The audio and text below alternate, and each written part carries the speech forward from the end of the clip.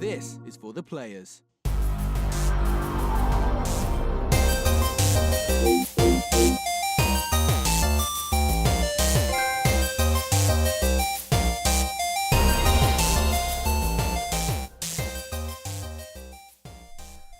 I'm Ryan Betson. I'm Josh Saunders. And this is for the players, the Pop Culturist PlayStation podcast with almost 40 years playing PlayStation and 5 years in the games media combined with throw our hat in the ring.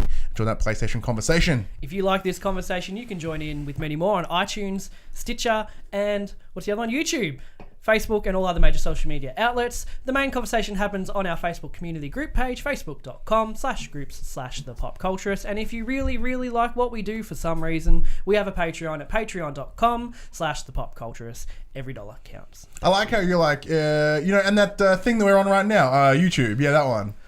It's funny because the last video we did, I said like how good I am at that plug now, and I screwed it up. Well, we have a lovely special guest here for this week's episode of For the Players. If you're watching the video, you can see the face now. If not, here's the voice. This is Jono Peck. What's going on, guys? Thanks for having me. Author, podcaster, entrepreneur, all sorts of man stuff. of hair. I'm trying to think of other things. What would you put on the resume? Apparently, I'm a YouTuber now. So You've breached it. You've now Close the circle. Close the everything. circle. What's that website? That little known YouTube, right? Yeah. YouTube, that thing. Yeah. So you've come just to come chat some PlayStation with us, and as well as mention this.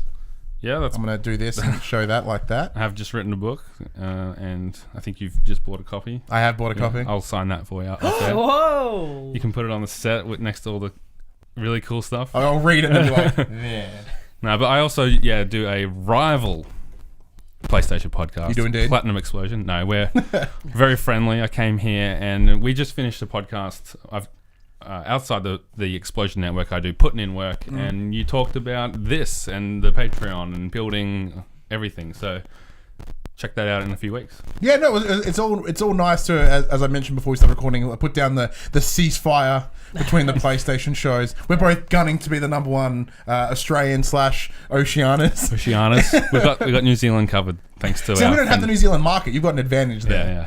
Shout out to Tommy. At the panel we did at the Geelong Gaming Convention, we did talk about the importance of crossovers and networking. That's true. It's very, very important. It is. It happens beyond and kind of funny, and easy allies, and let's put ourselves up on that level. Yeah. So we're in the same vein as the crossovers between IGN and kind of funny. Exactly. Yeah. So next week we'll be with the guys from Beyond. No, we won't.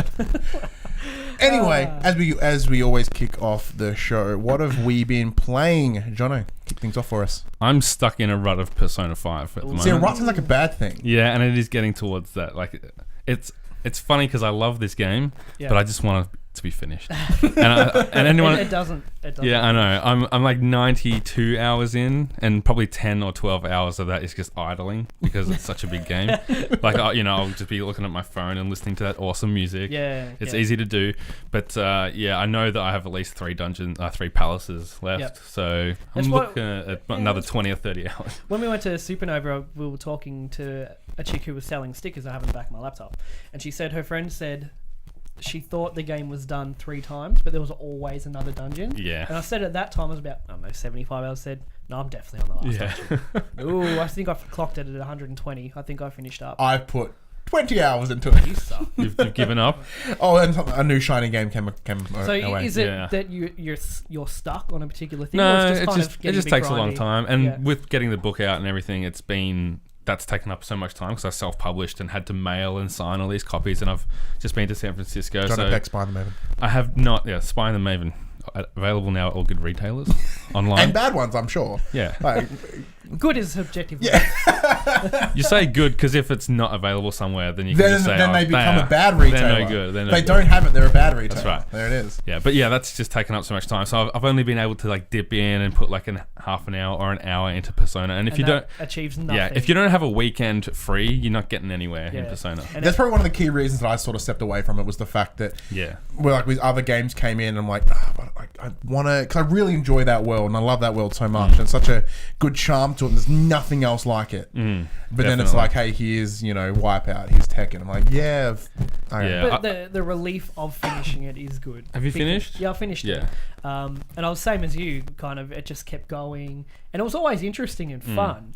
But it did get to that. I need this to be finished now. And when you do finally get there, it feels good. I've started to like skip through text a lot more, and I'm like, you know, I don't really care about this. I just skip Morgana mostly. Like fuck Morgana. Yeah. Or you know, I'm not going into mementos. I'm just trying to get through the days, and it's not a good place to be because you know. And I don't want to step away from it because it's hard to come back. Yeah. And I'm fortunate there hasn't been anything come out that I'm like dying to play. I've got Mass Effect Andromeda kind of waiting for me. But then we've got, you know, there's some good games coming out, so I do want to get out of the way. Yeah. You're getting there. You're nearly there. I'm getting there. Have some faith. It is worth it in the end. Okay. And that's it? That's just the one-time sync at the moment? Pretty much. I dipped into Gwent, the how's open that? beta. It's really cool. I love Gwent. Like, I've played a ton of that in Witcher 3, Platinum Witcher 3, and that involves playing a lot. That's a time sync right there. Yeah. And it's really cool. I'm waiting for it to get trophies and stuff before I really get into it. Went to the full release? Yeah, I'd love to play it with my brother and whoever else. If there's like matchmaking components, that'd be really cool. Yeah. And so I just kind of tried that, and it's cool that I have added a lot more than what you've played just in The Witcher 3. There's a lot of new elements that make it fresh. I think, because it's a very bloated market, this trading card game battling thing. Yeah, and I don't get into like I never played Hearthstone. Yeah, I never played that or any of the other ones, Magic or whatever. But I really get into Gwent. The only one that interests me is the Elder Scrolls, like, because it's a lore that I know and care about. Yeah. Like The Witcher, I'm like. It's Hearthstone. It's like weird Warcraft stuff. I'm like. Speaking of Warcraft, that is the only game I've been playing this last week. The reason being is, you know, I'm employed now and I'm studying full time now, and so let's restart an MMO. No, but that's the thing. Leading up to that, I was spending a shit ton of money on games. I'd buy a new $80 game every single week, and I can't afford to do that anymore. So I thought, what do I have that is cheap, unlimited in quote entertainment? And it's $15 a month, and which is free if you play enough, because if you earn enough gold in the game, you can pay for your subscription. But if you earn enough gold in the game, there's this big finance you can transfer the gold in the game to your Blizzard account and then buy Destiny 2 with that money because it's on the Blizzard launcher. Damn! Hey, so I'm thinking ahead. That means I have to play on PC. Is this like a 15-year-old game, or do they actually keep it up to standard? No, the expansion came out 10 months ago. Yeah, and it sort of rebooted a lot, didn't it? Like it reskinned a lot of it. It took it back to basics in one way, because every expansion, you know, they need to add more and more and more, and end up with you'd have so many abilities that you just don't have enough keybinds. It's bloated. It's bloated, so they cut back all the abilities to basics, but reinvigorated the game as well. I'm enjoying it. WoW's always been my game when I need to catch up on a lot of TV is when I play WoW, because I have my laptop next to me running through. I've been watching American Horror Story Season 4 as I've been playing. It's just good. Just zone the fuck out, and it doesn't cost me anything. Apart from the $15 a month. Apart from the $15 a month, which I hope... For the rest of your life. Just to remind you, If I go back through my transaction history, because you can go to your Blizzard account and check your transaction history, all your character transfers, your subscriptions, your renames, your race changes. I've been playing since it launched in 2004. No. So the transactions tell a story. Transactions tell a story. Yeah, you'll learn the ups and downs of Josh's life. It's like, oh, that was a rough time. Yeah. It's in the midst of $2,000. Wow. That's not so. After 10 years, that's not so bad. It's not too bad, but it's $2,000 in the same game without microtransactions. Well, shit, that's a good point. Yeah. That's a really good point. Yeah. How many hours? My last About 2000, yeah. My last slash played was around 300 days. I'm not that good at math. That's nearly a whole year. You're a scientist. Nearly a whole year online.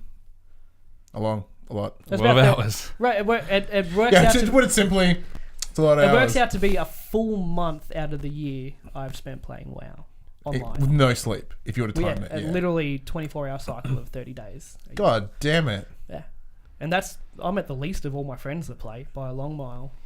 Your friends are probably near dead too. You're the cool one of the group. Yeah. I'm the one who just comes back every few months and is like, hey, I'm back. Well, he's back. Oh, he's gone again. Oh, he's gone. I don't want to talk about that anymore, Ryan. What have you been playing? I've jumped on a couple different things. I have jumped a little bit back into Tekken. Just because it's solid. It's really good. Kicked your ass the other night. Oh, you beat the shit. Like, this thing, like, I get back to it, I'm like, I'm really enjoying this. And then you or Dylan come around and you're like, all right, let's see how this goes. Beat the piss out of you. I'm like, oh, man. My thoughts on the game changed. Well, this game sucks. I picked up Destiny for a whole, like, the Taken King set for like $20. Like, because I played Destiny when it first came out for a little bit. Didn't really feel it.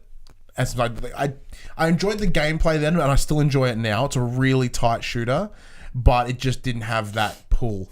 'Cause a lot of my friends were sort of playing it and just like gunning ahead of me, pun intended. So they were, I couldn't go do the strikes or whatever with them. I'm just stuck levels back, and having them carry me through stuff wasn't fun. Yeah. So I'm like, Alex, now I'm playing by myself. Unless you want to jump in with me. I'm just going to plod along and not have that stress of needing to get to a point. I would like you to finish the Taken King content before Destiny 2 comes out. That's the only reason I jump back into it. If we play it together and you sort of give me the reason to come back to it, it should be fine. Am I all you need? Oh, that's sweet. Oh. What else? And the Elder Scrolls Online. I originally received that with my Pro when I bought it in, December of last year. It's been sitting on the shelf gathering a whole ton of dust. And then it was like, hey, Morrowind. I'm like, I remember Morrowind. I like Morrowind. Let's play that. And it is essentially Skyrim, but online with button lag. Yeah. If you want to encapsulate that game in like a small paragraph, it's what it is. Yeah. It's fine. It's visually impressive. Probably one of the most visually impressive MMOs I've played. In terms of so I played a lot of DCUO, played a lot of WoW. I played WoW on a shitty computer, so it looked like trash. It was one of those things like I played on low settings. So I would something would hit me, numbers would flash above my head. I'm like, what the fuck is that? I would die. Then the enemy appears. It was the worst. Attacks you in super speed as the frame rates catch up. Yeah, pretty much. And then DCUO was not very visually impressive. But it's visually impressive enough to be permanently burnt onto that TV screen there. That's because the amount of hours. That's a plasma TV. Like if I turn this TV on, it was white. You could literally see my loadout. You can see exactly my loadout of my character. Action bars and everything. It was awesome. That's crazy.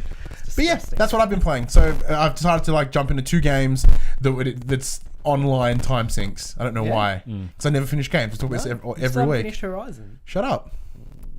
You guys been playing that Vita? I try to find reasons to. Yeah. I played Spectre Knight, the Shovel Knight DLC on the plane to SF, and a bit of Ocean Horn. Yeah.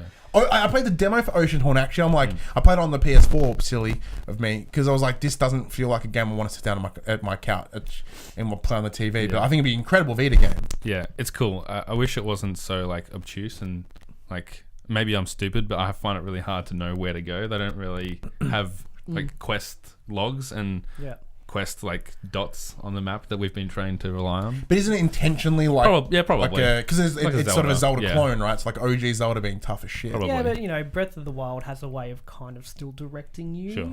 Yeah. Even if you're not seeing it on the screen, you still kind of know what's going on. I think it's just different now, though. I understand going for that, but I have other games to play. If you want me to wander around an island looking for something, it's like playing Final Fantasy 15 and looking for those frogs. I don't know if you got to that point. Yeah, I remember that one. And it was why are you doing this to me? I just went to YouTube and found out where they all were. I think I had to do that too. Yeah, it's disgusting. It's Spectre Knight though is good. Spectre Knight's cool. Yeah. It's better than Plague Knight DLC. Yeah. Still not as good as Shovel Knight, which is understandable. But they've done a good job of introducing some new gameplay mechanics that make it interesting. Yeah. The way you move around and traverse is cool, but I haven't smashed through it like I did with Shovel Knight, and I don't know if that's just because... the first time I loaded up Shovel Knight and the first level the song started playing, I think it was called Strike the Earth. Yeah. I was like, this is amazing. And that's one of the things that I don't like is they've changed the music slightly. Oh, okay. The levels are the same, kind of, but the music is slightly different, and it's I picked the level because you can select which level you go to. Yeah. And I picked it based on what music is in that level because I love it. It's the Treasure Knight one. Yeah. And it was slightly different, and I was like, it's not as good. It sums up the game. It'd be interesting to see what Yacht Club do next. Yeah, I really want to see. Shovel Knight now, and they've put it on all the things. Well, that's the thing. Are they sort of running towards the end of if Bethesda's shown us anything, Knight. You can drag any franchise out as That's true. Just Just resell it again. Yeah. I think they have to be coming to the end because it's like... They've done free DLC, which people don't do. That's really cool. What more can they do? They've got it on all the consoles. I think they want to get it on, and they're a great developer. I'm keen to see what. And people are waiting for the next thing. So I really hope that they go with a Super Nintendo style. So they go from like the 8-bit to the 16-bit. Yeah, I reckon that would be cool. Maybe like a Castlevania style. Oh, yeah, bit faster, a bit more fluid, maybe. I think their thing will be just fusing the things that we remember about those games, taking nostalgia, but only the good parts of it. Yes. Yeah, the nostalgia hurts most of the time. Oh yeah. I've been burnt many a time. Yeah, so that's the thing. Like I said, my only Vita play most days is Harvest Moon. Harvest Moon Back to Nature on PS1. That shit's my jam. That nostalgia's good. That nostalgia's great. I guarantee you if I played it, I'd think it was garbage. You would hate it. You'd hate it so bad. Yeah. I don't even like farming games, so. Yeah, I've got Metal Gear Solid on the Vita, and like it's tough without using the analog sticks, just using the D-pad. That's tough, but I still love it. I still love playing it, and like all the music takes me back. I still know, like my brain says go up here, and there's an item there, and there is. And I don't I couldn't tell you that I know what's up there, but I just know to go there. Yeah, my Vita is just all the old JRPGs, your Final Fantasies and all that kind of stuff. It's just never finished them, but I jump in for a few hours, and the nostalgia hits me, the music hits me, and I go, okay, I've had enough now. I'm always excited by what's coming out on PS Plus on Vita, but it's usually it's like with Vita not being mentioned at all at the conference, which we'll get into when we start jumping into the main topic. Like it's dead. It's so dead at this point. Like it's like normally it was always dead, but there was always that little bit of hope. Like something like Geo coming out at PSX last year. It's like no, it's not happening anymore. But anyway, that's old news. Let's talk the new news as we jump into the segment that we've named "Inform the Players." No music. Nice segue. No worries. Nice. Because you always forget the name and stuff. So yeah. Well done. And now when you do, I call it out and it's really awkward. Yeah, so I was like, that was a really good segue. Like, thanks for ruining it. Let's just dwell on the segue a little bit longer and go. We have 8 bits of news this week. Number 1, the Victorian government is seeking to strengthen the state's reputation as Australia's games development capital by announcing a new $654,000 investment into 9 Victoria Games studios. Studios funded include Melbourne startup In Between Worlds and Ghost Bat Games. 2 other supported projects, Putty Pals by Harmonious Games and Paperbark by Paperhouse, were born as university projects at Swinburne and RMIT and led to their creators establishing their own studios. The Victorian Labor government is also offering grants to help local developers exhibit their games at the upcoming PAX Australia during Melbourne International Games Week 2017.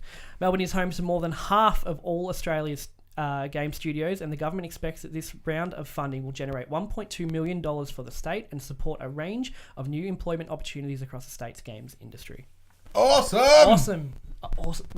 I think we've talked about this at one point in the past. Probably. About just Australia. I think there was news when they cut funding from Australia. Yeah, so like a while ago, they did announce that they were cutting funding from the games industry, and we talked about how like Australia's never been super prominent in games dev, but like there has been a lot here. Like it was 2K Bondi, was it? Something like that. Like don't mind me take Rockstar. Yeah, Rockstar had like they did Mafia, not Mafia. What the fuck's it called? LA Noire here. Mafia. Get out of here. It's a Mafia-ish game. They LA Noire was done here. I think in Bondi. There's like not that prominent. They're all sort of secondary studios or very independent. We don't have like a big AAA Aussie dev, but this could help shape that and make that happen. Well, it's good too because most of these studios imagine putting out all their indie games, and the world has never been so accepting of indie games at this time. With the Nindies, Nintendo approaching it with the Switch and the Vita, and even the main consoles. Indie games are just freaking everywhere. So even the opportunities are there. Talk about PAX, right? PAX is one of the best places for independent games. Yeah. Like they have an entire section of their floor, which is majority of what floor space they have, dedicated to an indie showcase. It's awesome. Yeah. So do we know this level of investment, is that significant numbers in terms of, are they going to be big games or are they going to be, like you with a budget of what, $600,000, was it? $654,000 into 9 game studios. Yeah, so you divide that by 9. I know they're indie, but are they going to be like mobile games, or are we going to get some? I think it varies. I think it's a lot of PC, Steam, and mobile. I think predominantly, and then everything gets ported as it happens. Let me have a quick look up of one of these studios, just quickly, just to see. Yeah, sure. Because like a buddy of mine, he works in game dev out of Melbourne. He just released his first game probably a couple months ago on the iPhone. It's called Sunday Drive, Sundae. Like the ice cream. Like the ice cream. So you're in an ice cream truck and you drive down the street and you've got to like whip ice cream at pedestrians. Like Paperboy. Yeah, Paperboy, but it's all ice cream. It's kind of cool. And like different flavor ice creams does different types of it's cool. I don't think this level. It's not a millions of dollars. Like it's enough to take the sting out of it a little bit. Okay. As in to sort of help maybe keep them open that little bit longer and maybe get that game to be published. Sure. So do you think it would be similar to games we saw at RTX Sydney at the start of the year? I would say probably, yeah. Okay. Well, as of 5 months ago, Melbourne studio In Between Worlds was recruiting a character modeler, an animator, environment and props, and a UI artist. So I wouldn't imagine that's going to be a mobile game, just with what they're hiring. Yeah. Well, because there's a couple of cool games that we tried, like Blockopolis. Yeah, it was a little indie game out of Melbourne, and it was fucking awesome. But it's PC only, so like $15 on Steam or whatever. They're wanting people with Unity experience and RPG experience. Unity is phenomenal for indies, man. Like they can make some sweet games with very limited just resources. Be careful mentioning Unity around Jim Sterling. Yeah, he gets pretty mad. He doesn't like it. He doesn't like the flips. The flips are bad. Yeah. But this is great news. It's good news. Maybe we can, if they're in Melbourne, maybe we can get some interviews with them. Oh, so maybe we could do. I'm like, no. I neither have the patience nor the skill set to do anything. No, but it'd be good to talk at PAX. It'd be good to talk to some of these studios. Hell yeah, get some time. Phil Spencer, when he was down for EB Expo, he did come down to Melbourne and have a wander through the studios, sort of scouting, I guess. Scouting talent. Yeah, it was kind of good. Number 2, just a quick one. The dates for E3 2018 have been revealed. According to a sign on display in the LA Convention Center, the Electronics Entertainment Expo will return next year and run from June 12 to June 14. Book the holiday now. It's exactly the same time. I just thought it was worth letting people know because now the public can go, so that's plenty of notice for you to book. Start banking our dollars so we can fly out. Yeah, I won't be going. What have you heard so far about the experience of having public attend this year? I've not really dived into it. Have you heard anything? I haven't seen much. No, I thought that there would be a lot more. There'd be some hot takes. trash talking. There'd be a lot more outcry. Yeah. I think there's been some there's some every year about people just attending and getting in the way of journalists doing their job, but. Considering how crazy, like how many people are there. Was it 10 or 15,000 tickets? I think it was 10 or 15,000 tickets. I think it was 10. Yeah. I was listening to a kind of funny stream where I think they were saying like there was a couple of days where it was mental and then people must have looked around and said, this isn't worth it, and not turned up. Didn't come back the next day. Yeah. So, it'll be interesting to see whether E3 reviews it, thinks that it was worthwhile and does the same thing, or if they... I'm sure money in their pocket, it probably would have been worthwhile. I think we worked out how many millions of dollars it brings in. Yeah. Like, it's like in terms of the bump financially, awesome. Like, they would do it again. I know Jeff Keighley had the E3 Coliseum or whatever. That wasn't media focused. That was all the general public. So I think that will be an advantage. Like, they had some really cool panels. Like, I watched one with... I watched the God of War one. I've watched... Who dat? 0613484691. That's a really long number. What's 06? Perth? I don't know. It's probably Ubisoft, like in San Francisco. So I watched the God of War one. I watched a panel between Jack Black and the guy that did the Double Fine, Tim Schafer. They're talking about Brutal Legend, and like Jack Black was clearly a little bit baked, or he kind of had that vibe of baked to him. Nice. It was really chill, and I think that would be a really cool sort of thing to keep people around. Like maybe they can't. The floor is ridiculous, but this can give them something to do. And I think as long as they keep doing that sort of stuff. Yeah, right. Did you hear the story about Tim Schafer's camera? No. That got lost? Someone posted in the Kind of Funny Facebook group a few months ago, like, check out this guy who found this camera and look at the photos that were on it. Someone had posted, does anyone know the people in this photo with Jack Black? And it was Tim Schafer. And someone posted it in the group saying, how funny is this? And I DM'd Tim Schafer. Yeah. I tweeted him and he followed me so I could DM him. And I said, hey, I think this guy's found your camera. And it was obviously taken while they were recording Brutal Legend. Yeah. And he's like, wow, how can I get in touch with him and blah, blah, blah. And I think he ended up getting back his camera that he lost that day. It's networking. Pretty crazy. Best friends. That's what it's all about. Oh, good work, Jono. You that was some good karma there. You did the right thing. I didn't do much. There was other people that actually... Would you say you gave Tim Schafer a pleasure explosion? Definitely not. He unfollowed me very quickly after that, so it was very functional follow. Yeah. Very businessy. That's fine. Thank you. How can I do it? Got it. Okay, bye. Yeah. What's next? Number 3, Shadow of the Colossus for PS4 will indeed be a remake with new visuals and updated controls, Sony has confirmed. In an interview with Famitsu, translation via Silicon Era, Sony Worldwide Studios president Shuhei Yoshida himself clarified that the upcoming PS4 game is not merely a remaster. In a quote, he says, "It is a remake. The game content is the same as the original version, but all the assets are being remade." With regards to the game's content, Yoshida said that everything from the PS2 original will be included, confirming it's the same. That said, the controls of Shadow of the Colossus are being updated for PS4 to offer a modern feel. Continuing the quote, player preferences for controls and such change over time, so we're working on implementing a more modernised way to play, he said. Even with this change, players will still have the ability to experience the game with its original feel, as Yoshida went on to add. Of course, you can play with the feel of the original version, but what we're doing is showing how great the original work is using today's technology. So is that like a Crash Bandicoot kind of treatment? I'm going to say it's in the same way, yeah. Yeah. It's cool because I never played any of them. I didn't either. That was a phase where I wasn't gaming, that late PS2 period. I think by that time I had a Dreamcast, if my timeline's correct. I thought Dreamcast was... Or am I mixed up? Yeah. I'm pretty sure I had You may have just been late to the party on Yeah, I Dreamcast. might have been late to the party. But cool, like the trailer from E3 was dope. It looks awesome. Yeah. It's got a great reputation, so I'm really knowing excited that it's a remake certainly helps me, because like when I think about I think we may have talked about with you, Josh, for the players, we mentioned that how a lot of those older games had a lot of empty space. It was just flat flat, and like that implied space. It's a big open world, but there's it's like a lot of it. When I think, because when I was looking at picking up Shadow of the Colossus on PS3, like the remake or the remaster, I should say, it just looked like a bunch of empty space with like slightly better quality bush. So I was like, okay, it felt very PS2. So I'm hoping this expands and that makes it a bit better, because I feel like this is a game that I should have in my list of games that I've played, the list of games that I've experienced, and I think this might make it happen. Well, it's good that they're updating the controls. That's normally the big thing that pulls a So it's coming from remaster back. Yeah, so it's coming from Japan Studio, so the same guys that did Last Guardian. So it wouldn't surprise me if they're using the same engine.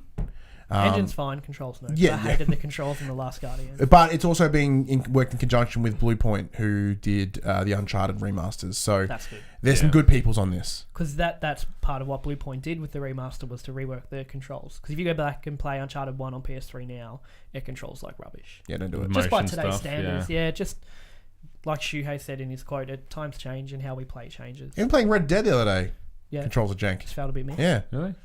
Only because, like, you know, like if you think of San Andreas and Red Dead, running is holding X. Yeah. You know, it's Yeah, just tapping it. or tapping, Or like tapping tapping, it, yeah. That's why the PS1 controllers thing had that thing where you like push the button and then it's like you're mashing the button. Yeah. Do you remember that? Like the turbo button. The turbo button, yeah. That was cool. Yeah. It's good for Final Fantasy. 'Cause I think one of the Final Fantasy games needed you to like button mash.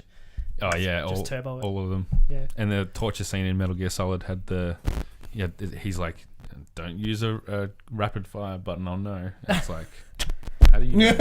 How do you And know? apparently it still worked with it anyway. He didn't know. He's He was full bluffing. of crap. Ocelot. In your face, Ocelot. Yeah. Number 4, Sony Interactive Entertainment confirmed that over 60.4 million PS4 consoles have been sold to consumers. Sony announced a milestone in the wake of its E3 2017 showcase event. The figure includes sales made up to June 11th, 2017. Sony also provided an update on the number of games sold via regular retail and digital sales. That figure now stands at 487.8 million, Jesus. also as of June 11. These figures are estimates based on sales data collected by Sony in the Americas, Europe, and Asia. Sony also noted that it has 26.4 million paid PS Plus subscribers worldwide as of the end of March 2017. Numbers are good. That is insane. Numbers And like, are good. what I love, the key wording on that is shipped to people. Not the exact wording. Sold. Sold to So like, it's in people's hands. It's 60 million in homes. hand. Yeah. In- So it's not the whole we've sent 60 million to stores. Yeah. You know what I mean? It's like people have bought 60 million consoles. That's huge. Yeah. It's insane. And like, it's at a point now where Xbox haven't actively mentioned or Microsoft haven't mentioned what their sales figures are. Last I heard, it's probably sitting around 27. If you look at the growth that they were doing, it's probably sitting about 27, 28. Still good, still great numbers. Yeah, but see, now with both the major ones, Microsoft and Sony, you've got to look at multiple SKUs as well, because they all have the Slims now, and it depends if, I'm guessing that'll be PS4 and Slim numbers. And Pro. Do you think it would be Pro? No, because I think Pro will be part of that. I'd like to know Pro's standalone numbers. They mentioned, I think a week or so ago, that 1 in every 5. It's been a little foggy. They haven't blared it. Yeah, it's like it's somewhere between 1 every 5 and 1 every 10 people have a Pro. Okay, yeah, that's all right. You're one of them. I am. I love my Pro. Jono? I don't know. No, me either. So you're 1 in every 3. I'm basic. Send that numbers to Sony. I'm basic. I don't have VR or anything. Nah, me either. VR's awesome. I haven't even used it. I don't even have a 4K. We've never used VR. No. All right, when we're done, I did golf at the airport the other day. no, when we're done here, we're going to take you out there and we're going to put you in the VR. Oh, I'm excited. While you're here, because VR, like, you got to try it. Like, it's one of those things. Oh, like, I want to try it. You can't explain how fucking awesome it is until you do it. What game do you introduce someone to VR with? Oh, I don't know. I'll let you ponder on that while I read the next story. Number 5. While it's been So now you got options, because we have, like, thanks to Sony, we have a ton of games to play. So well, it's been quite a few years since Ubisoft released a new Splinter Cell game. The publisher has not forgotten about the stealth series. During it says today's because I copied and pasted, but during the other day's YouTube live at E3 live stream, Jeff Keighley. What the fuck am I doing? Jeff Keighley asked Ubisoft CEO Yves Guillemot if fans can expect to see the return of the Splinter Cell soon, to which Guillermo replied in a quote, "I can't say much about that, but for sure, all the Clancy games are taken care of." Is it like Guillermo and he's just adding the L? Something like that. It's just we have quite a lot on our plate at the moment. Guillermo went to note how there's still an active player base for The Division Rainbow Six. He also pointed to the success of Ghost Recon Wildlands, adding that all the Clancy games are really coming along, so we are not forgetting about Splinter Cell. So I just put that in there as a reply to the question we had from Josh Murphy 2 weeks ago. Yes, because the last Splinter Cell game was in 2013. I think it was Blacklight. Yeah, because he asked us directly. He's like, "What do you guys think of whether there's going to be a new Splinter Cell game?" I'm like, "Holy shit! I've not thought about Splinter Cell in years. Yeah, like, it would make so much sense." So yeah, Ubisoft have not forgotten. So do not be sad. Don't forget, Josh. You heard it here. Never forget. Never forget Splinter Cell. Never 5 get. What? Never 5 get. Oh, you're a fool. Better than 4. I'm gonna save this one for last. So I'm gonna swap over to this one. We get news from multiple places: Josh's laptop and phone. No, well, this one just kind of popped up before we did the show. Breaking news. Breaking news that was last night. Actually, not this morning. This past May, Square Enix announced it was parting with IO Interactive. Like the 8th time we've talked about this. Interactive. Today, that studio says it's now officially independent. We tend to keep a good solid line throughout. It feels like we've kind of fallen off a little bit. And we'll keep the rights. So to the this isn't a fair series. representation of the show as a whole. Below is a statement from IO Interactive CEO Hakana Brack. In its 19 years of history, IO Interactive has brought you entertainment and exciting. What is happening to... I'm having a stroke. Yeah, but in installments, though. It's not consistent. IO Interactive has brought you original and exciting entertainment from mini ninjas and freedom fighters to gaming's most notorious criminals, Kane and Lynch, and of course, our beloved Agent 47.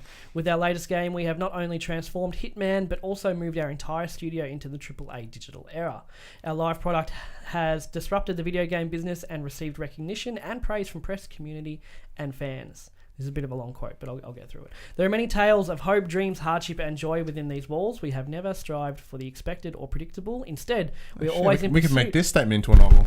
Instead, we are always in a pursuit of what feels original and real. Our passion and determination has never been greater, and so that is why we have decided it is not time to stop, and we have many more exciting tales to tell. Therefore, I am proud to announce today that IO Interactive is now officially an independent studio. We have successfully concluded our negotiations with Square and have agreed to a management buyout. Crucially, we'll be keeping the rights to the Hitman IP.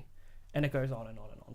That was. And there's the rest of the book. That was only about a third of it. So that's good. This is pretty rare, isn't it? Like, yeah, very rarely will if a studio gets to keep their IP. Yeah. Like that's Square. Like Square do good work, but you also hear they're a little bit of arsehole. But like they're not like Konami level buttholes, but they're like, you know, it's that same sort of Japanese thing, right? So it's really cool of them to be able to sort of like, no, that's cool. You guys work with it. You guys made it. Keep going with it. Like I was so like when I read that article before we wanted on here today, I was like, it's fucking good news. Like that's really good news. It is. hopefully it sets a precedent for future partings of studios. Yeah. Because it happens a lot. And it's nice to see Hitman not just die in the water. Yeah, they're trying really hard as well. Like I bought Hitman just before I played Persona, so I kind of powered through it in about a week. And even since then, like that was the collector's edition, and they must have emailed everyone because I got a query to fill out a survey on the game and say what I liked about it, what I didn't like about it. It was so detailed in terms of what they wanted to know, and they were really looking for. Did the episodic structure work? Would you prefer it as all it's come out at once? Was it too long between episodes? Was it the price? And they really wanted to know what worked and what didn't. And I think that going ahead, we might see something different from that because I don't know if the episodic thing played into its favor as good as that game was. So I say yes and no in terms of from my understanding. I never played it, but from my interpretation of it was sort of like it kept it in the conversation, like not a lot, like not the big conversation, but it kept it somewhat relevant. Yeah, it was never like.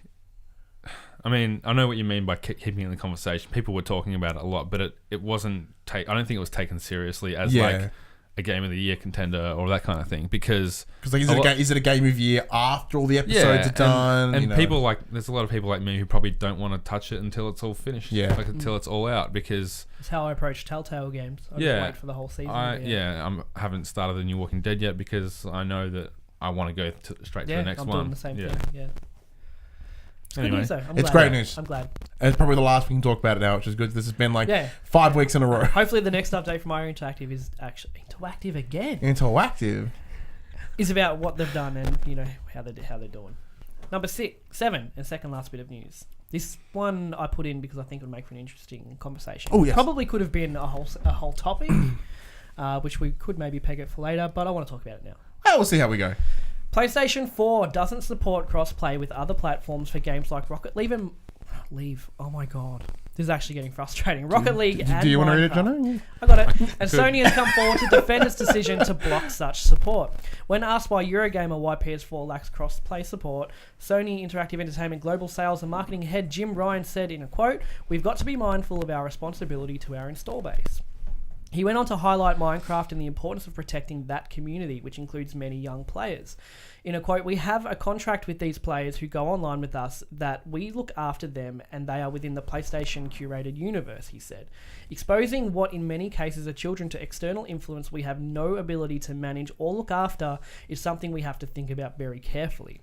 Ryan emphasised that Sony has no philosophical stance against crossplay at all, noting the company has done it in the past and we are always open to conversations with any developer or publisher who wants to talk about it. Where do you guys come down on this? Jono? The reasoning seems a bit fishy. It doesn't seem that solid of a response as to why they wouldn't do it because, I don't know, how can you control what you're exposing people to within PlayStation? Like, I guess it comes down to them, if people are playing Minecraft together and one guy goes off the rails and says some really mean stuff, like you can report him and Sony can actively look at that and go, okay, you're done or you're off. Whereas if they're interacting with someone playing on an Xbox, Sony can't do anything to protect. Spot on, and I think that is one of my biggest points to come out of this. Now, looking at this, you can go on two sides. You can go on the consumer side, where this is garbage, but on the business side, it makes perfect sense. Like if you're playing on your PlayStation, right, and you play with someone from Xbox, and someone's griefing you, and you want to report them because they're being shit, you can't. Because you're like, how do you then report this Xbox person through your PlayStation service? It's not possible. It's not an option. And like in terms of the way they've worded it, it's spin. Like it's definitely spin. It's very PR wordy in a bad way. But the short answer is they can't guarantee the quote unquote safety within the ecosystem if the ecosystem's. But it's also, Minecraft now has crossplay from Xbox to Switch, but on your Switch you have to log into your Xbox Live account. And Sony aren't going to want people logging into hell yeah competitors' accounts on their own platform. Like, and that's the thing. Like, see. The reason it's okay with Switch is not a competitor with the Xbox One or the PlayStation. Like it's nothing. Just a different market. But like Xbox and PlayStation, they are direct contact. Now, in terms of a consumer, great overarching games industry, it'd be lovely if we could all play with each other. Because like I bought this game, but all my buddies are playing on Xbox, which is unlikely at this point. But it's like, like I would love to be able to play with them. Yeah. But I do get it. I think they're perfectly within their right to make this decision. They're definitely within their right, and we heard the sales numbers. They can do whatever they want at this point, Yeah. and it doesn't matter. Everyone talks about how this is cocky. This is PS3, PlayStation. Blah, blah, blah. I'm like, no, it's not. This is business PlayStation. It is. Yeah, And the thing is, it's not an issue. Like, this wasn't spoken about, not a peep for ever, until Microsoft are like, oh yeah, you can play Minecraft on the Switch and crossplay, and then it's why can't you do it on Sony? And then everyone's just like, why? And also it's the hot topic. Yeah, it's the internet rage. This is this week's rage. Yeah. It'll change. should it start with Rocket League? Yeah, because Rocket League, Psyonix was like, we tried to do it. We love and support Sony. It's where we sort of got our first boost, but they're not willing to do it. And and they're just being truthful. Yeah. Sony said no. That's how it is. And I mean that reporting thing, that makes a lot of sense. I didn't realize that there would be issues cross-reporting. Because if cross-play is possible, why wouldn't you be able to report something? And it sounded like they were trying to say, we don't trust Microsoft and Nintendo to monitor their people. Yeah. We'll take care of our players and you take care we have the infrastructure here to help Yeah. our people here. Yeah, I mean, it's a good like as someone that works in marketing, it's a good way to try and make it look like it's a noble thing they're doing. Yeah. Whereas really, maybe they don't want to invest into the infrastructure. Maybe they don't want to give any credence to their opposition. Yeah. I don't know if the relationship between Microsoft and PlayStation is still like that.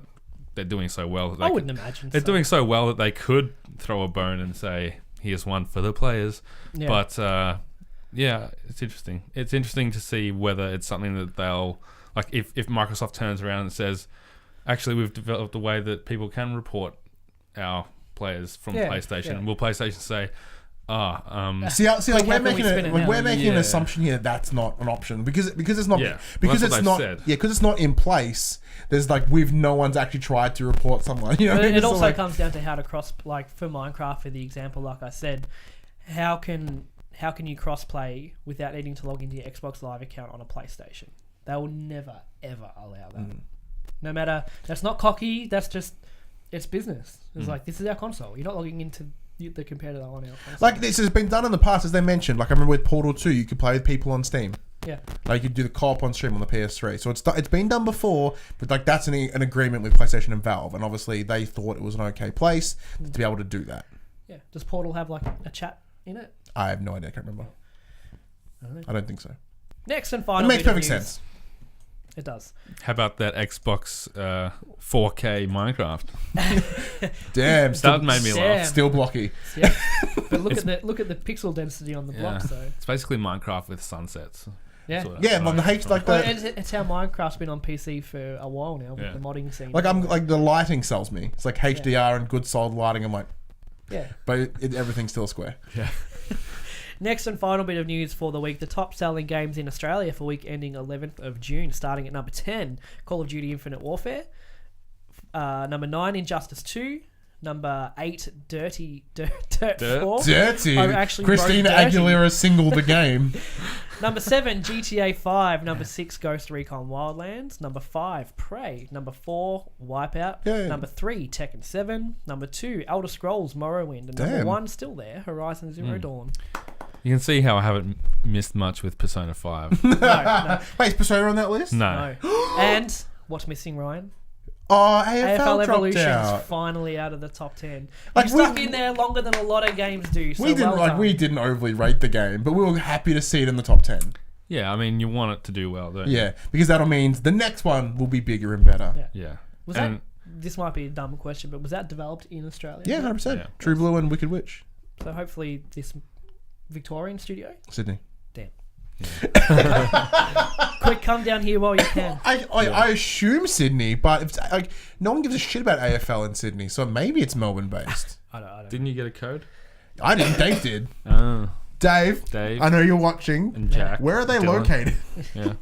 And I'm imagining Horizon is at number 1 because it was $39 last week. Yeah, it was part of the big from sale. a lot of That's retailers. good. I'm impressed with Morrowind. That's big. Yeah. It's huge. I won't be buying it, but Maybe I'll see how I go. If I get really into ESO, I might think about it. you won't get into it. Not a chance. When is GTA 5 going to drop out? It's not. Like, maybe now with all this big kerfuffle. Oh, no, is it number 4? Is it was it number 4? What, last week? Yeah. Is that what that means? 1, 2, 3, it's 4. 10 and up. So it's number Right, it's number 7. 7.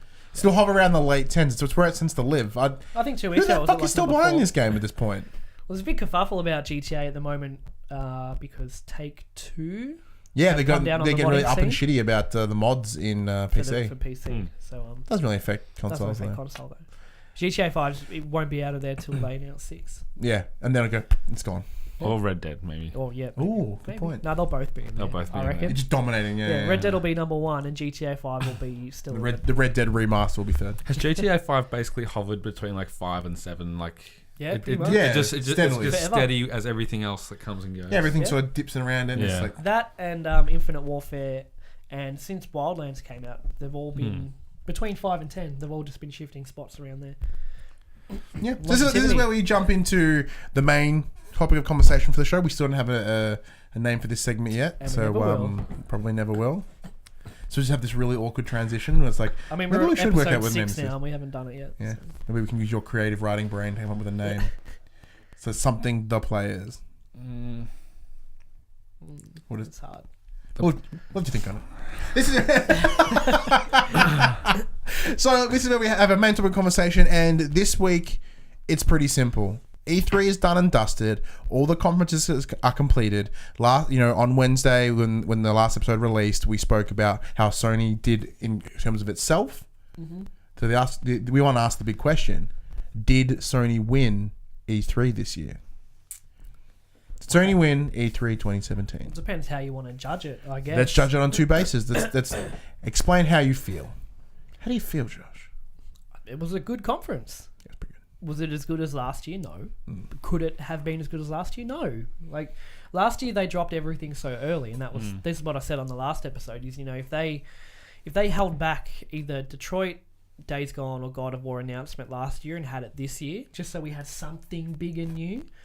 Oh my god! Like, imagine if they were like, "Hey, this is God of War and it's coming out early next year." Yeah, it's gonna be out. In Everyone would have had a pleasure explosion. Yes, they would. So it's have. kind of So like I said in last Yeah, episode, definitely. they kind of in 2016 they literally just dropped everything. Yeah. Which left them not a lot to drop this year, but this Yeah. year was still good. And PSX as well. Like they had to Yeah, they save still something have for to- PSX. And that's what what I think. That's one of the. Shuhei said. Yeah. I think Shuhei was in a quote saying we had to pull something back from E3 to save to Yeah. have something. And I for think later. it's a common thread you're going to see with many people at this point, many places. Like we're seeing bit by bit publishers aren't going to E3, and if like Activision's not going to announce big things, they're going to do it at BlizzCon. Yeah. You know what I mean? Like Xbox don't really have their own thing, but it's kind of like all places have their own other outlets now. Yeah. And there's enough conventions throughout the year, like your Gamescoms and your TGS, and you got to have something every time. yeah. Yeah. And PSX, would you have a dedicated PlayStation like event? Yeah. You pull out a big gun. Last year was The Last of Us. Like, Yeah. what the best place to do that? Yeah. I reckon it'd be And- Sucker Punch this Oh, year. that And it was Crash as well, wasn't it? No, that was no, E3. Crash was E3 last It year. was? Yeah. Okay. They didn't give a date on it. I think they dropped a date. As far as how PlayStation they only. present their presentation, I love it. It's just here's trailers. Here, like we're not talking on stage for half of the presentation. Sean Layden came out for all of maybe 6 minutes total. Yeah. And then it was just trailers and dates the whole time, and I love it. And to his credit, he didn't come out in a very misleading shirt this year. So credit to Sean What did he wear Layden. last year? Last year he wore a Crash Bandicoot shirt. Oh. And last year he wore the Wipeout shirt, and then the year before it okay. was the Crash Bandicoot Yeah. shirt. But both of those games since then have came out. No, that's the point. He okay. wears a shirt that gets you all hyped. Or you're hoping he came out with like a Spyro shirt? Yeah, or he's something? very inspiring. You're like, But yeah, I love how they have been the last 2 years at least presenting their presentations. I'm happy to sit back for 45 minutes to an hour and just watch trailers of stuff I haven't seen before. 100%. like, so go ahead. The way that they present their conferences is so much better than everyone else. Like, I'm unabashedly a PlayStation gamer. I don't. That's why you're here, my friend. That's why I'm here. But I did watch the Microsoft conference, and I watched EA and I watched the Nintendo one too, and it's just so. Why are they doing this? Like, you never sit back and say that during PlayStation because they respect your time and they make sure they jam pack as much as they can in there. And they start off, they build an atmosphere, they build hype, they have the orchestra that comes out, they have some kind of waterfall behind them. That Like, does doing pretty these pictures. weird like, patterns and what stuff is that. this? Like, Yeah. they're playing a different game than everyone else with the conferences, and I respect that. And you don't want to see a developer come out and say the typical crap that every developer comes out and says, We're working from the ground up. Yeah, and we're it's really- We're really excited. Even the other things in like when they were doing Days Gone, they had the people hanging from the roof. That was a like, cool little upside touch. That down. was awesome. See, Sony, they put on a show instead of a presentation. Yeah. A presentation is for your boardrooms and your board That's right. meetings. This is a showcase, not Yeah. a press And a lot of the conference. devs that come out, it feels like they're being brought out there. Against their will. Well, not again, maybe it's against the will, but it's like we're throwing this team a bone by letting them have their moment to shine, and that's fine for them because maybe this is their chance, their one time on stage. But none of them are public speakers. No. They're often Like that YouTuber that they pulled for the EA Yeah. Battlefront. He looks No Need for Speed. He looked so Yeah, uncomfortable. they're either really uncomfortable and awkward, or they try to overcompensate. That's And right. just come across as arrogant. they don't and know weird. what they're doing, Yeah. and like the Or Nintendo. they lie. Like the what's his fuck from No Man's Sky? It'll come to Hello me. Games. Sean Murray. Yeah, Sean Murray. That's the one. Yeah. But like, and Japan, they're so Japanese in the way that they present everything, which is great and hilarious. But it's not. It's just It doesn't tonally not not relevant. engaging. It like literally doesn't translate. Like they have a translator, and But that's the you know, translator doesn't reflect the emotion the or the- inflections, and yeah. the exactly, emotion and everything. and like the Switch reveal was a great example of like how their conferences don't work over here. And I felt the same thing, like scrolling through Nintendo's conference and the way that the developers were, you know, thrown in our faces and that kind of thing. And just Sony doesn't do that, and I respect that. They didn't have the announcements that Nintendo had, I guess, and that maybe it was EA was probably or Ubisoft was the next big best Ubi, received yeah. one. Yeah, so I mean, if you're asking me how Sony did, I remember when I used to get, you know, the official Australian PlayStation magazine back in the I day. can't find that anywhere. Does it even print anymore? I know it's still online. I think. I don't know, I but was looking for it in Safeway the other Yeah, day. because the Xbox One's there. I'm like, oh, Yeah, it wasn't there. yeah. So I used to subscribe in the PS1 days, and the way that they would review games was they'd have literally graphics 6, gameplay Yeah. 5, sound 6, and you're going way back. yeah, this is how they used to review games. And for the conferences, I feel it's like announcements. I give Sony maybe like a 6 out of 10. They had Shadow of the Colossus, they had the VR games, and then gameplay, they get a 10 because everything they showed looked awesome and got me so excited. And their to play gameplay these demos games. were tight. Exactly. Like Monster Hunter. Look at that game. Look at that game. Look at that weird nose thing that Tyrannosaurus had. That was not Tyrannosaurus by the time you saw that nose. Yeah, and then the And then weird the wings. the You're like, what the wings fuck came is this out. now? And the Spider-Man thing, man. Yeah. Like everything all the gameplay they showed just got me so hyped. And you know, the actual, as we're saying, the dev side of things, the presentation, that was really good. It was really just the lack of announcements and new games and Yeah. that kind of thing that they fell short And in. it was So, not getting dates on the 3 big games they announced last year. With Yeah. Detroit, God of War, and Days Gone. You'd think announced last year and then coming again this year, you'd think we'd at least get dates. Like God of War got a window. Detroit, I think 2018? No, Or didn't say anything. nothing. So it's like, that's Yeah. That's just disappointing. and there are people saying, It where are is. the 2017 games? But I feel like Sony's had such a great start to the year that yeah. if you go back and look at last year, after Uncharted 4 came out, Nothing. there was nothing. There was No Man's Sky, which was also on PC. And There was Gravity Rush 2, which got delayed, Yeah. and like Final Fantasy 15 was on multi-platform. So they don't have to have games coming out all year for us to be content. I And think. as our buddy Joel pointed out, it seems like they're going the way of first 6 months are just here's all your first party exclusives, and then to carry The them through the third parties, holidays are all your third party deals. So That we all have deals with, yeah. so we got Destiny 2, we got Call of Duty, Battlefront 2, all third party deals with PlayStation for the second half of the year. So I think that takes the pressure off them to need to rush a game out in the Christmas period, because they, with the size of their install base and the third party deals they have, I don't think there's any pressure for them to drop something at the end of the year. If they do, fucking awesome, but they don't have to. Yeah, even without That number really wants to call me. even without Wait. deals, like people are going to buy NBA 2K on PlayStation. Yeah, They're going to yeah. buy your Assassin's Creed on PlayStation. It doesn't matter Destiny, what. Call of yeah. Duty, FIFA, it's all going to be on PlayStation. Yeah, if they know that that's going to sell consoles, they can bundle them together.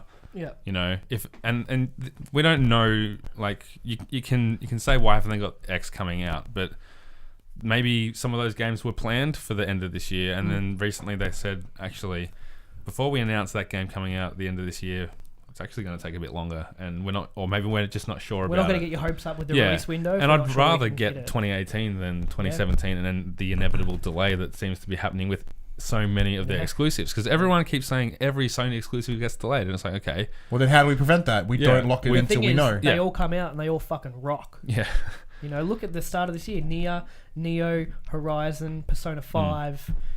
They're all 90+ games on Metacritic by a large shot. So if you got to wait another month for it, it's totally cool. It's like I was overall kind of good about it, only because this year, because as you mentioned, there weren't those big blockbusters, and I think I went in expecting blockbusters. I expected dates. I think it was in terms of my expectations, but like coming back and looking at it now in terms of it being a conference, it is by far the most superior conference in terms of how it's presented and over the last 3 years, in such a way that if you look at other conferences now, they're taking that. Look at Ubi, right? Ubi is normally the most batshit obtuse, fucking insane conference. They have dance numbers for no reason. They have Jason Derulo out on stage for way too long. Like, and Ubi have learned. They've toned that down. They're focused more on, here's a bunch of games and we'll come and talk about a couple of things, but there's no guests on stage. There's none of this garbage. It's just games. Here's me talking for a little bit, and then games. And Microsoft tried to do that. They had, we're going to show you 42 games or whatever. Yeah, and they did that. Like outside of the announcement they had to have of the Xbox One X. Yeah, that's right. Like from then on, it was just here's trailers 4K. with 4K, misleading 4K, exclusive announcements. Yeah. You know, Were they the ones that had the guy shoutcasting? that was the worst. Yeah, it was them. See, Microsoft is the only conference I haven't watched yet.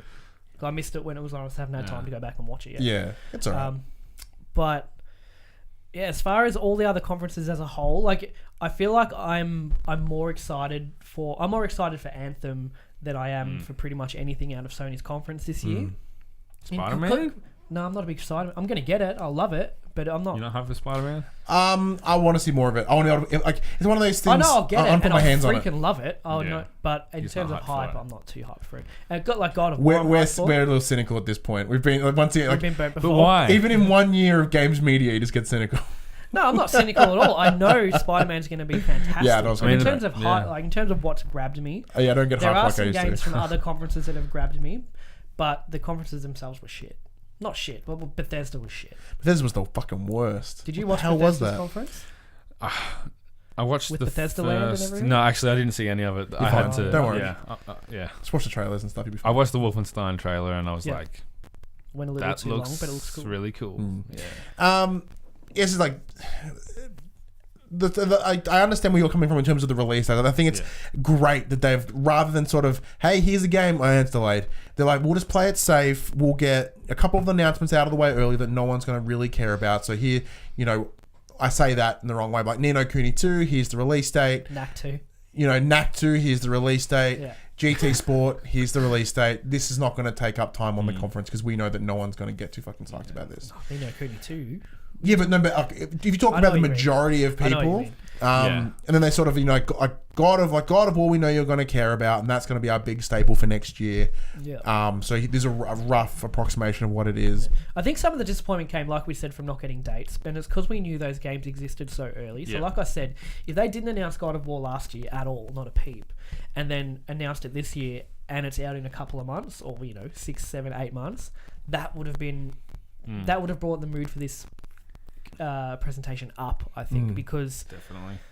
like I said, we saw everything last year, and then I think reasonably expected to get dates this year, and we didn't. That was part of my predictions. Yeah. My predictions that we're either going to get a release date for Days Gone and God of War, and they'll either interchange between one coming the end of this year and one coming the end of start of next year. The thing So I is, thought, Days Gone the end of this, God of War next. maybe they're announcing that early simply because they know they can't control leaks for that amount of time. That close up to release, maybe that's the thing. Well, even but Bend has been working on Days Gone for so long. Like Yeah, we didn't know. it's not like a Last Guardian level and no joke, one has but any clue what Sucker Punch are doing. yeah. But it can't be far away. Apparently whatever it it's is. good though. It'd have to Well, be. shouldn't Shu like Shuhei a year or was- so ago? Like I played it from front to back and it's good. Yeah. Shuhei was telling Greg Miller, like, Yeah, that's right. it's good. And that was one of I think Greg was predicting that they would reveal something this year, so he was very disappointed. And that's the other thing that baffled me as well, in terms of a lot of the quote unquote insiders, like your Kind of Funnies, like your IGNs, like a lot of them tend to have very along the same line of predictions when it came to PlayStation, and almost everyone was wrong. And like, does that sort of makes interesting behind the scenes thoughts. processing, you know what I mean? Like if you analyze that and like, well, why did everybody think this but they didn't go that way? Like, what's the reason? But like one of the biggest things in terms of right now, it's a battle between Sony winning the conference and Nintendo winning the conference, which I strongly disagree with. I don't think Nintendo did good. They pretty much showed a picture of Metroid and they're like, hey, we're working on Pokemon. Like apparently that's enough to win just by the idea, like the vague announcement of something. Yeah. I certainly don't think that's what the Nintendo case. did versus what Sony did was like, okay, they showed Mario footage and that's sweet, but Sony showed Spider-Man footage, and that was awesome as well. And God of War footage. And Days Gone footage. You know yeah. And really, yeah, like you say, the only thing that Nintendo did that Sony didn't was announce something new. Yeah. And Shadow of Colossus isn't new, really. It's surprising. It's surprising, and it's going to be a new game, but it's a remake. Yeah. So, yeah. It may be biased, but you know, just to summarize it into which was the conference most entertaining to watch front to back, and it was Sony. Yeah. Whether you agreed with the announcements or not, whether you're hyped for anything, it was just an entertaining conference to watch. Whereas Nintendo, you might be more hyped for what they announced, but it wasn't an entertaining presentation. Not in the slightest. In terms of the most entertaining presentation for me, it was by far Ubi. Oh, really? Only because my expectations were so low. And like, you know, if it's from the usual garbage that they do, for them to come out... Apparently Devolver Digital blew it away. Oh, apparently Devolver went nuts. No one saw that? No, I'm yet to watch it because I want to sit down and have a real good time. Yeah, okay. Because I hear it's insane. It's just all satire, isn't it? I didn't get to see it. Seen it I just heard that it was crazy. So. Yeah, it's batshit crazy. As I said, it's satire on presentation. Actually, to Josh, the only picture I've seen is a woman on stage looking very scared with blood rushing out of her face. Right, okay. So like, she's got so nervous she's got a nosebleed. One of the cool things I think is that it kind of felt like Sony was holding back. Yeah. And that there's so much more to tell us, whereas Nintendo were like, here's everything we're doing, and because we know there's not much, and we know you'll get hyped by Metroid. Exactly. And Xbox, I feel like if they had something huge, they would have revealed that as well. Still waiting for that big Microsoft new first party IP that's going to blow people away. And what's the pirate one? Sea of Thieves. Sea of Thieves looks rad. Yeah, it looks rad, but it's just not on the level. Yeah, and then you go over to Ubi, and Ubi announced Skull and Bones, which looks awesome. Yeah. Well, if you like pretending to be a ship. Yeah.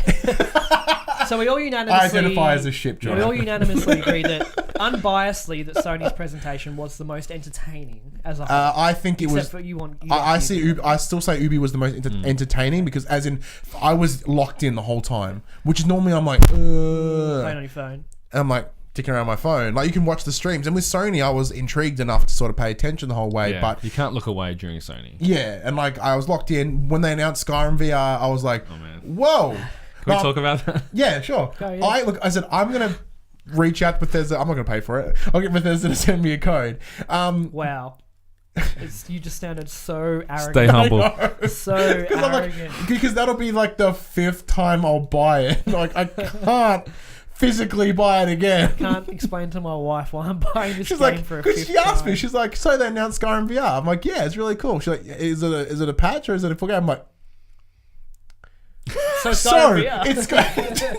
Why isn't it a patch? That's my question. Like that's what I'm sort of curious about. That seems like a money grabbing thing. So having to try and sell it to my wife for me to be able to buy it again. That's why I'm like, I'll just get a code because like I'm like. Even if you don't. Even if I don't, I'm like, I'll buy it. I'm like, it's a code. Buy it digitally and just say you got a digital. I'm gonna have to. I'm gonna have to be sneaky because like. How many times have you paid for this game? 4 times now. 3 times now. 3 times. Three for me. What's the dollars you spent versus the amount of hours you've? In terms of it's the amount of enjoyment has greatly outweighed the cost. Like that, and I think VR will give me that again. I think on Steam, I've put in. In Steam, I've put in. It says about 200 hours on the PC version because I had it on PS3. Played it for maybe a month and then traded it in because the PS3 version was garbage with loading times and everything. And then I bought it on PC, about 200 hours there. Then I bought the remaster where I probably put in another 100 and something.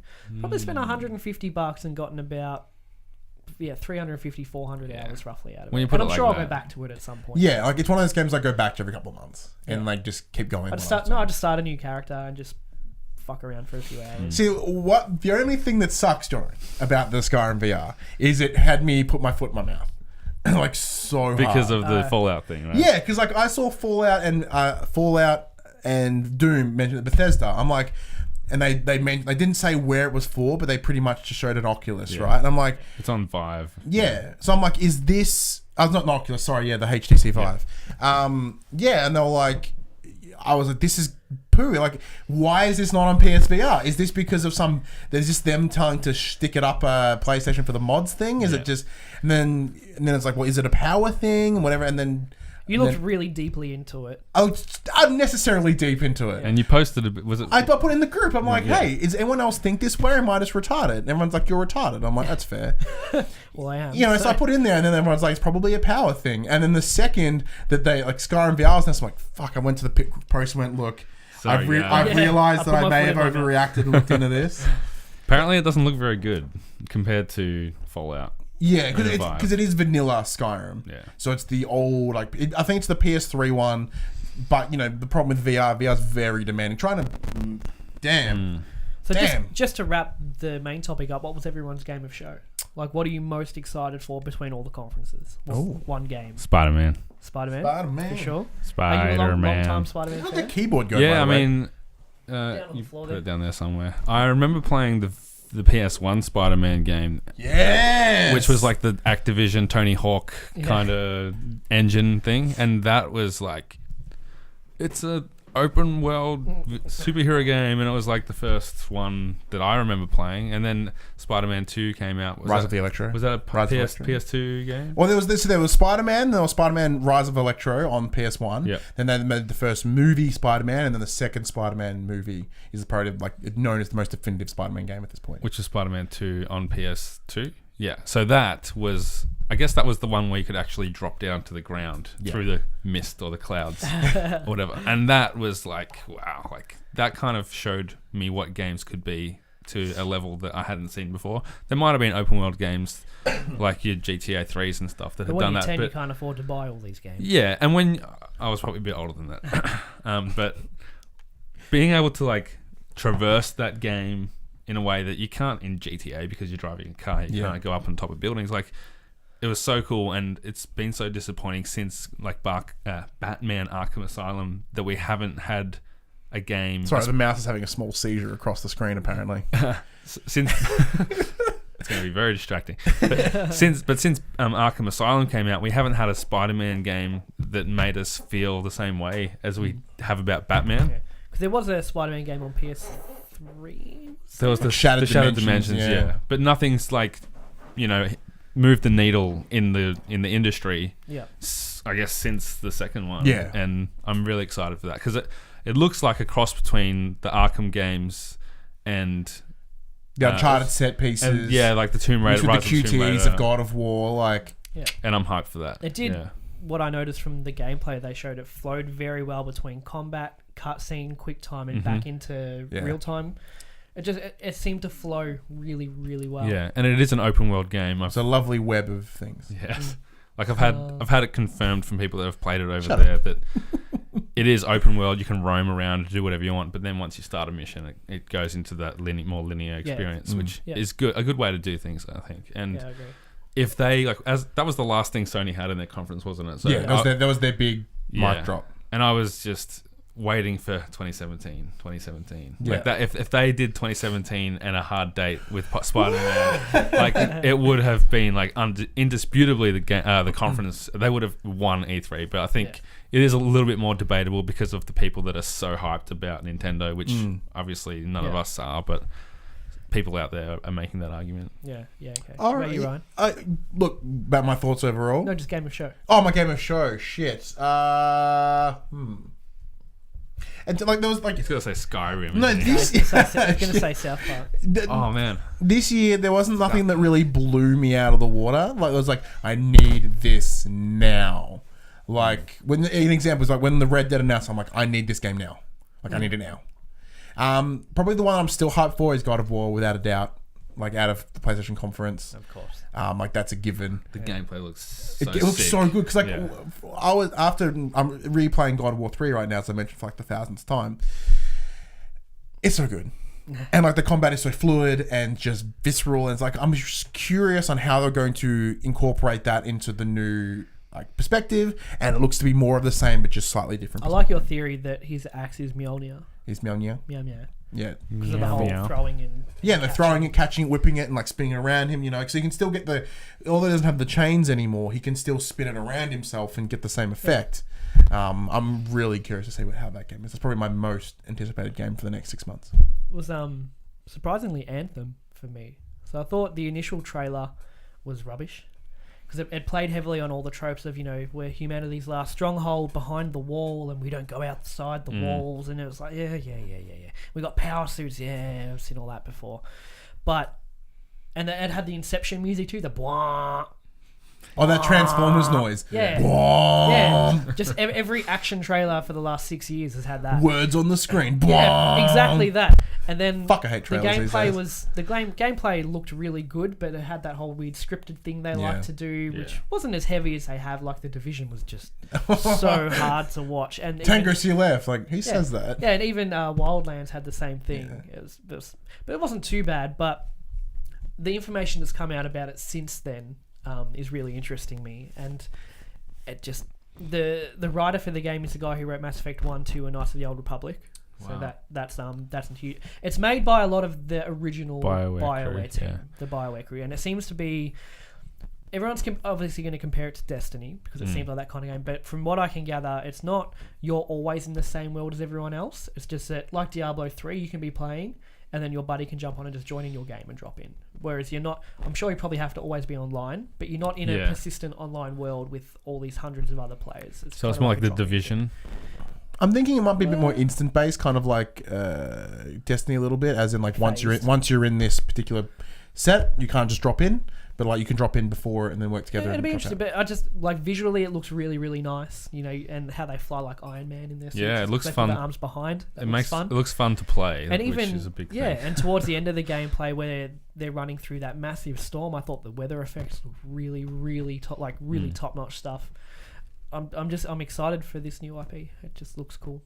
Yeah, I didn't know anything about it before seeing the most recent trailer, and it got me hyped. Yeah, just that moment of stepping off the building and flying off through the that, hub and then just flying through the kind of hole and whatever it was, and then into nature, and there's animals, and it was a beautiful environment as Yeah, well, like really colourful, and it Yeah. seemed dangerous. And the difference between that and Destiny is similar to what you were saying earlier about open world games. It's a big map, but it is just a lot of Small dungeons, flat space and then houses and dungeons. But this was a really graphically impressive, dense map. My concern is what that becomes once it's finished.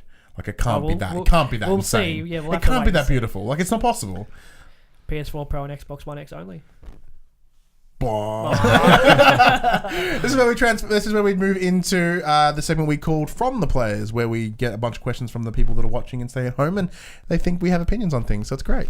We do have opinions, whether they're right okay, or so not. a couple of these we've sort of answered. So Buddy Watson, Hey, buddy. Yeah. Thanks for buying my book. One of my producers / Now, producers. Buddy Watson is by far one of the best fans of things. Oh, he's great. He rocks up in everything. He's a fan of many, many things. He's fantastic. Is his name in there as well? His name is right Oh shit! somewhere here. wrote Right there. Buddy Watson. Acknowledgements. Well done. Thanks, buddy. Thanks, Ultimate buddy. fan, that Buddy Watson. Excellent dude. We sort of answered this question, but will PX 2017 be better than E3 this year from a PlayStation perspective? PSX. What will PSX this year be better? Will than be these? better than this E3 conference. I think they'll announce Sucker Punch. I think that'll be a big bomb. I don't think it'll Yeah. be like here's 20 games that are awesome. Here's like No. 5 games that Yeah, I rock. think it won't be better, but there'll be bigger announcements than what we got already. I think we'll get the dates that we were looking for. I wouldn't be surprised if God of War got a date at least, because they said early 2018. So by the time it's December, they should have, Yeah, definitely. have a date. And I'd imagine we'll see a little bit more in Last of Us 2, and maybe Death Stranding. you'd almost guarantee, you would have to guarantee that Sucker Punch is their big announcement this year. You'd hope I so. mean, come on. I don't know about The Last of Us 2. There's a lot of... I don't want to see it anymore. Yeah. I don't want them to do that, but I have a feeling they will. I can't remember who was saying it, but it was like showing that last year was their way of saying Hey, we're working on this game. Yeah. Rather than It's the same as the Pokemon company saying, "Hey, we're working on it." It was probably one of you guys that said it. I think I said it last week or the week Yeah. before. It's just their way of instead of just we say a lot of things. instead of just doing a press release. Yeah, that's it's right. Like, here's a quick trailer, or a very detailed, amazing trailer, but here it is, like tip of the hat. We're working on it. Yeah. Now Now you're not leave us gonna hear alone from us for 2 or 3 Yeah. years Yeah. at least. Yeah. What else we got? Then Ben Baird asked, something we've already discussed as well, chances of PlayStation giving up into cross-platform servers, little to none. Joel asks, did Sony hold back Sucker Punch and Death Stranding as their bigger things for PSX? Sucker rather Punch, than having a yes. massive- Death yes. Stranding, no. Yeah. I don't think we'll see any more on Death Stranding for E3 2019. We've seen I'm so hoping. much of Death Stranding without seeing anything. Yeah. I know, it's And like people are getting sick of it. he's It's just how all this Kojima stuff that likes doesn't it. tell you Yeah. anything. It's just Kojima just loves doing. He this loves the theatrics stuff. of it. Yeah. And he was at E3. Yeah. All right, let's take a look. Now we've got a couple here. This is from last episode when we did the. These are some of the questions we got that were a bit more broader than just PlayStation conference of last week. So, any jump out? Let's see. I can't read it. James asks, how do you feel the 4K featured quote games will downscale to the standard PS4? We're talking Anthem, Assassin's Creed, Origins, etc. Like, because I think previously This is a they new were question because Yeah, I don't dabble in 4K, so I don't. I think they were sort of previously making the game at 1080 and then upscaling it to whatever. So I think the difference is now they'll be making the games for 4K and downscaling, whether it be sort of removing assets, you know, just sort of like making a little bit of a simpler game, quote unquote. Slider, just bring it down. Yeah, it's like high, medium, you know. That's how I think. I think in theory that would make the PS4 version of the game being scaled down run better. Yeah, it may run more consistently, you know. because they can bring it down to exactly where it needs to be instead of needing to develop it the best it can be and then bringing it up. Yeah, develop it the best it can be and bring it down. I think that would make the comparatives run easier. Maybe I don't fucking know. I'm just We're not devs. Yeah, we're not devs. I don't know. It's like uploading a video to Facebook. Just compresses. Yeah, Depending on what your quality settings are. I think it's like, you know, that's my understanding of how you go in- PS4 Pro and PlayStation 4 work. I mean, like I booted up WoW into the graphics settings, and there's all these sliders. It's like if you put There on you go. Ultra, it puts it on Ultra, but you can have Ultra, but then you can bring the environment detail back a bit, the draw distance back a bit, just to get the maximum frame rate you can out of your build. And I think that's the difference where they'll be heading now. It's like, I don't think we'll see the 30 frames here, 60 frames here. It's like, it's consistently the same game. We've just jumped the sliders up a little bit between the two. I'd imagine it's not as simple as a slider, but that's a good generic idea. Yeah, it's a good way to explain it. Like, I'm sure there's a lot of back end stuff. Like when you go on your computer and go beep, it doesn't just go, here you go. Yeah. It's a lot of background stuff. David asks, what is Sony's move for November? How can they stop Microsoft from stealing the holiday period with the Xbox One X? Is November traditionally something that has to be a move for? Like, Well, it's always been like that big Christmas push, right? Well, I guess he's referring to how does Sony compete with the Xbox One X actually releasing. Correct. I don't think they need to do anything. Yeah. I really Sony don't can just think- be Sony and Yeah. let people buy their price games cut the on Pro, drop it down by $50. Like a Christmas price for the Pro or whatever. Sony are at that point where they can just go into their bubble for a while. They shouldn't, but they can. You know, the Xbox One X is releasing. You know, it is at a decent price. There are some okay games coming for it. Some okay patches for previous games coming for it. But, you know, the last part of the year is all the big third-party stuff that's coming, and people are just going to play it on the PlayStation. I don't think Sony need to worry too much. Other than you said maybe doing a price cut on the Slim and the Pro for Christmas. Other than that, I think they're fine. Yeah, I'm in the same boat. I think there's very little they need to do. There's very little they can do. I kind of think they may have to understand they may not have the best selling console for the Christmas period. Yeah.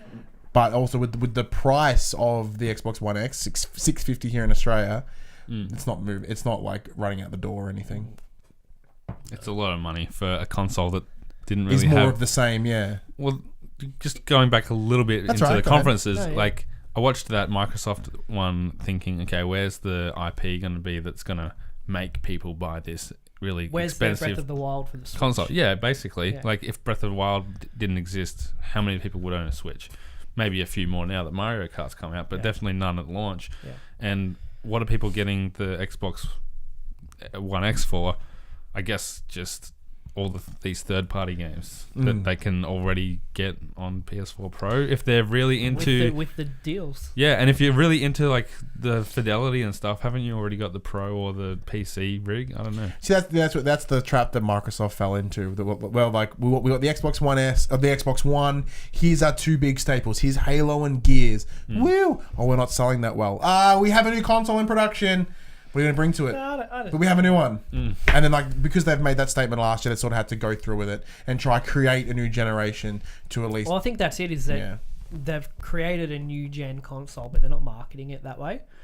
And I think that might be making people hesitant too, because it is a $650 upgrade. Yeah. You know, you may as well have a PC and be buying a new graphics card, you know what I mean? Like, I think if you had an Xbox One... I can't remember who... I said someone last night said this. So if you have an Xbox One... you might want to upgrade to the One X. If you have an Xbox One S, don't worry about it. You're fine. Yeah. Well, one thing I will always give Microsoft over Sony is their controllers are dope. Controls are so good. I love the Xbox controller. I very rarely It feels play so it. much better. It just feels better, and with their customizing thing you can do on the internet, like build your own controller is cool. I don't know. That is cool. The Xbox One, the Xbox Elite controller is just it's incredible. As someone that never owned an Xbox until last year, like, it's stupid. Why are they off center? This is dumb. Like, the controller's stupid, and I got it. I'm like, this is fucking awesome. This is comfy as shit. Like, this is perfect. Yeah. Like that's why all other controllers have the front and back. What else we got? Anything sort of jumping I out? like Chris's question. Go ahead, read it out. After seeing EA bringing out the normal Madden and FIFA, do you guys really think sports games need a storyline, e.g. Madden. Madden? Because it's a notepad, it kind of just goes for days. Oh, So Madden with long shot. what's that? So EA announced that with their latest Madden, in the same vein of their FIFA last year, there's a bit more of a single player focus. Rather than just you creating a character and doing a thing, it's very focused on one character that's predetermined, and it's about you building them up. Oh, it's predetermined. Yeah. Okay. As in, like, you can't create Josh Saunders in the game. It's like, here's I was going to say Alex like the Tucker on him. WWE games do the single player content, but not really. Not in the same way. Okay. So the whole idea is that I think it's Alex Tucker. I'm probably wrong. That sounds similar. With the familiar. FIFA, so it's like this is Alex Tucker. You play as Alex, and it's all about you making him a FIFA. Aren't those What's games? the big sports guy? Makes him the best sports ball guy you've ever seen. Yeah, aren't those games really like Call of Duty? They're 90% played just for the multiplayer anyway. That's true, but I think it's giving it more legitimacy than. Yeah, okay. I mean, I buy NBA 2K every year. Yep. Even when I decide I'm not going to do it, I still go out and buy it. And the first thing I do is my player. And there is the last couple of years they have had really in-depth storylines. Spike Lee wrote it the year before last year. That's a big name. It is. And in the last game they had Michael B. Jordan as like one of the main actors in it. So you can kind of put your face in the game, and then Michael B. Jordan's like your friend, your teammate, and whatever. And the storyline 2 years ago ran for like 2 seasons, and then it just goes into the normal My Player. And the one that's just come out was kind of less intensive, like here's a cutscene every few games, and more of just a sporadic, making it feel more realistic to be this player. Yeah. And there was like, you get your shoe deal, and you get, your first All-Star game and whatever. Sounds like the Rock Band story mode. Oh, the Rocky drama. I love the Rock Band. So good. But there's definitely like, here's your sister, and here's where your family that you come from, and your agent who's a quirky, all hyperactive guy. Yeah. Okay. So, and you've got a set nickname that the announcers will talk about you during the game. So I think NBA's been doing it for a while, and it's good to see Madden and FIFA kind of catching up in that regard. And it just makes these games have something for everyone, because my brother is still playing NBA 2K17. Like if I went home and went onto my PS4 and he was playing, that's what he would be playing. And he does play online, and he's got like friends that he's made through playing in the park, which is just like, random people all coming together. Yeah. And that's something that hasn't interested me much, apart from when it comes out, I play with a few friends. But I think adding this kind of thing for people that don't like playing online, people that don't like, there's still a lot of people that just don't like that multiplayer talking to people they don't know. I don't like it that much. And it just gives... there's so much in these games. There's like the season modes, there's manager modes. Yeah. It's no surprise that they sell so well because there is something for everyone. I'd like them to add it into NHL. So you can just be some mad Canadian. You got to do jail time and stuff. Like beating people up and all that. Well, yeah, NHL got no mention at the conference, which is very interesting. That's the only kind of sports game I enjoy is NHL. Yeah. I've never watched hockey in my life. I just enjoy the fun game. punching I just people. enjoy the gameplay of NHL. I'm sure they'll add it eventually. Well, I'm in the same boat. Cause like MLB The Show is my jam. Like baseball is my if there's a one sport that I'm actively going to buy a game and care about, it's MLB, and it has the storyline of you create you and you play as you and you get drafted, and like this year they've added a bit more of those conversation trees. Like in between certain matches, you'll get told to come back to the war room or whatever, and you sit down with the coach and you have a conversation. It's like they have press conferences and stuff. Yeah, a little bit. Like it's not like big stuff. Answer like arrogant, humble. Yeah, like it's very basic. Yeah.